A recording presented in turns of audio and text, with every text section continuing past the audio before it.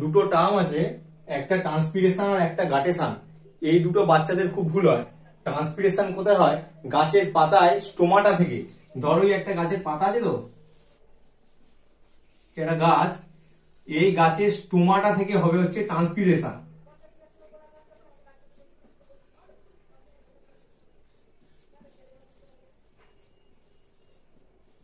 আর গাটেশন হয় গাছের হাইডাথোর থেকে, মানে যেটা এই লেভেলে থাকে।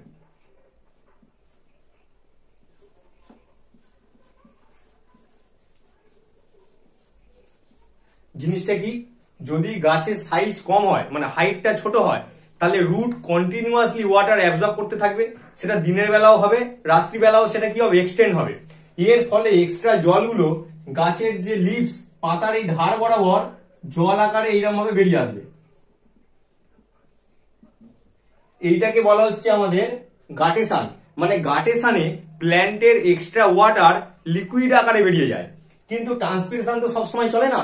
ট্রান্সপিরেশন অনলি দিনের বেলায় হয়, রাত্রিবেলা হয় না।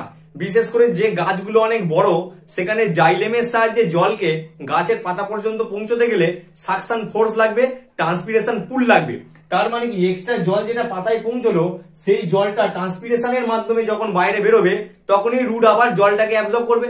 কিন্তু রাত্রিবেলা সানলাইট না থাকার জন্য সেইভাবে ট্রান্সপিরেশন হওয়া সম্ভব না।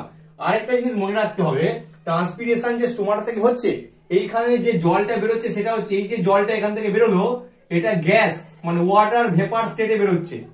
কিন্তু হাইড্রাথোর থেকে যে জলটা বেরোচ্ছে সেটা কিন্তু লিকুইড স্টেটে। এর ফলে আরেকটা জিনিস মনে রাখতে হবে, এই গ্যাসের সাথে কিন্তু কোনো মিনারেলস বেরোবে না। কিন্তু গাটেশন থেকে যে এক্সট্রা জলগুলো বেরোচ্ছে, তার সাথে কিন্তু প্ল্যান্টের যে মিনারেলস, যেটা রুট থেকে অ্যাবজর্ব করেছে, সেই মিনারেলসও কিন্তু বেরিয়ে যাবে।